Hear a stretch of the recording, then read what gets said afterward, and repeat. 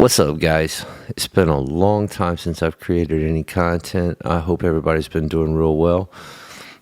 Starting a new series, Trees, the Career. Want to try and put a lot of focus moving forward into the elements of working with trees, the ups, the downs, the ins, the outs, the good, the bad, the ugly. To start, we're going to talk about one of the most common questions that I see asked on social media is contract climbers. How much do you get paid, etc. And so what I want to do is I want to look at kind of the good and the bad, the ugly of being a contract climber, what the real numbers look like. That's always the question: how much you charge a day, how much you charge a day. You're going to want to probably write it down, because I doubt that in post edit I'll go through and add all those numbers so that you can see them on the screen. What you're worth as a contract climber is, what you're actually worth as a climber. What is your skill set? What are you capable of bringing to someone that needs a climber on the fly, schedule you in?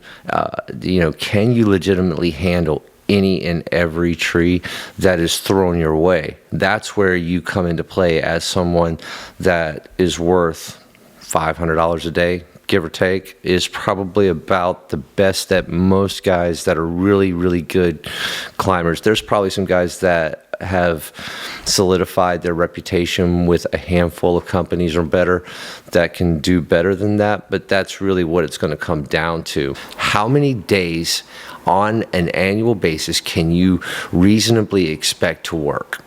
The average is about 240 to 250.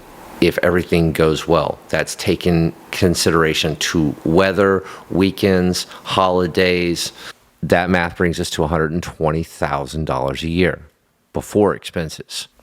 At that $120,000 a year, you're going to have fuel costs. Your fuel costs are going to be somewhere between 30 and 40 bucks a day between your travel and the fuel that you're going to put into your sauce. That's going to average you somewhere around $7,500 a year, give or take. Insurance, general liability, you're going to be at about $2,000 for a decent amount of coverage. Shouldn't need to spend much more than that, so that's not too bad. Your vehicle, whether you own a vehicle outright or you're making payments on a vehicle with insurance, you have to consider the maintenance on that vehicle, the replacement of that vehicle over time. So we average that over at around $500 or so, $600 a month, and that's going to put you at around $7,000 a year. And then you have to consider your chainsaws, bars, chains, maintenance, upkeep on them, replacement of them, your climbing gear, your rigging gear, if you're using rigging gear. And I do recommend, for the most part, using your own rigging gear, unless the people that you're hooked up with have got really good stuff and you really like what they're using, then yeah, absolutely use their stuff. Save your stuff, don't burn it up. But even still, you're gonna spend on average $5,000 or more on just that basic needs of saws and overall gear replenishment, replacement, upkeep, and maintenance, because it wears out. And so that's going to put you up at around $22,000 a year in expenses. And that's being generous. That's with everything kind of going really well. You haven't damaged anything. This math will have nothing to do with damaging anything. And so that $21,000, $22,000 off of $20,000 is going to knock us down to around $98,000. And now we get onto the beautiful burden of you got to pay taxes on that too, because this is the part. See, you can write all the rest of it off. That's before you take home. So whatever's left after you've paid expenses, that's what's yours, but you have to pay tax on that. And you go ahead and say at 25% is what I figured the math at on 98,000, puts you right at 24,600, give or take. Knock that back. You now have $73,000, $74,000, give or take. At $73,000, $74,000 take home is about $25 an hour. that you're averaging, a 240-day, 12-hour average, because, yeah, you might only be on site for 8 hours, but now you're a business owner and you're having to schedule these things. You're spending wraparound time. You have travel time that you're incurring. See, these are parts of your time now that your time is worth. It's not just about the time that you're on a job site for someone. It's all of the other parts that go into making sure that you're ready to be on site for someone when they need you to be there. And so that's going to average you out at around 12 hours a day of those 240 days. Out of that 240 days, you're going to run into jackasses that are not going to honor the commitment of the schedule that you've created. Weather's going to throw a kink in the system. There's going to be days that are going to be lost out of that 240. Like I said, this is perfect world math when you're averaging, you're trying to hit these numbers. And so don't think that just because you're going to be a contract climber that you're going to go out there and you're going to make $200,000-$300,000 a year or something, because you're just not going to do it.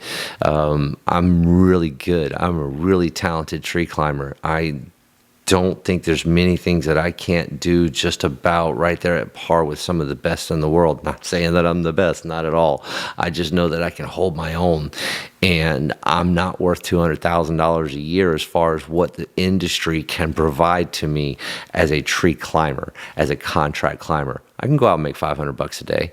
But like I said, I'm going to have to go out there and prove that to anybody that I would expect to give that money to me. I don't expect that I'm just going to walk out, or I'm going to get here on Facebook and be like, yeah, I'm going out on, I'm going to be a contract climber, and who wants to hire me for $500 a day?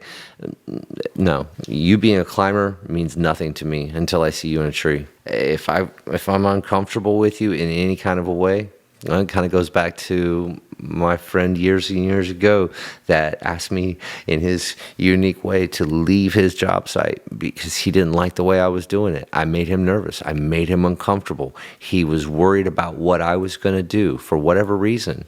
I had never made any major mistake to that point, nor have I made any major mistake to where it, would tarnish a company's reputation in my career. However, I've made mistakes, but that was his call. That was his job site. That was his project. And you have to remember that as well as a contract climber. You have to respect and appreciate that just because you might think you're hot shit doesn't mean anything. Some of these guys have got very serious reputations that they've got on the line that they've established over years. The company that I've represented for years has been in business for 30 years, and they're not afraid to bring in a contract climber. However, they're not afraid to send somebody packing down the road real quick, because that reputation means something. So I hope this helps in just kind of understanding some of the bare basics, the bare bones, and just the harsh reality of the numbers. You're not going to get rich. You're not going to kill it. You're looking at taking home about $25 an hour. If you were looking at actually working for somebody, paying taxes, taking home that kind of money, you need to be making at least $35 an hour to $40 an hour to take home $70-some thousand a year. And you're going to have to probably put in some overtime. Like I said, that 12 hours. You're going to have to work 12-hour days in order to hit those types of numbers. And you're going to have to do it 5 days a week, 240 days a year. And yeah, it's kind of, understanding that there's a benefit that comes along with working for somebody else that just already makes the schedule for you. You don't have to go find the work. You don't have to worry about a whole lot of the extra stuff. You just get to show up and cut trees.